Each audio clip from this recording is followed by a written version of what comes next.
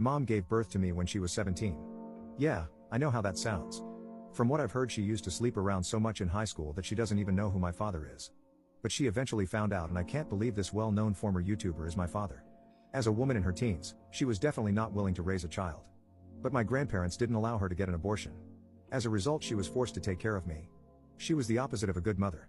If I was crying, she would put on loud music and pretend that didn't exist.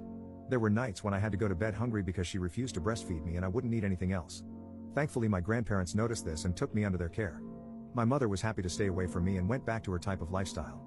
She moved out into a dorm to prepare for college. My grandmother took proper care of me at home and my grandfather would take me to the park often. He had a surgery done on his hip, so he wasn't able to move that much, but always made sure to play with me. I consider them my real parents and will always be grateful to them. When I was 4 years old, they hired a babysitter to take care of me because they had to attend a wedding. On their way back, they had a terrible accident and unfortunately didn't make it. As a kid at the time, I didn't know that my life was about to become a living hell. I cried for days and days. The house was in my mother's name, so she moved back. It's like she was happy that her parents were gone, because she began having late night parties in the house literally a week later. She became the queen of her college because she had an empty house where everyone could hang out and do substances. At that time I still wasn't over the passing of my real parents, so I would cry violently in my room. Sometimes my cries would reach downstairs and I guess her friends asked about it because she would barge into my room with anger on her face and put tape over my mouth. Then she would proudly say, "If you keep crying, I'll throw you out the window."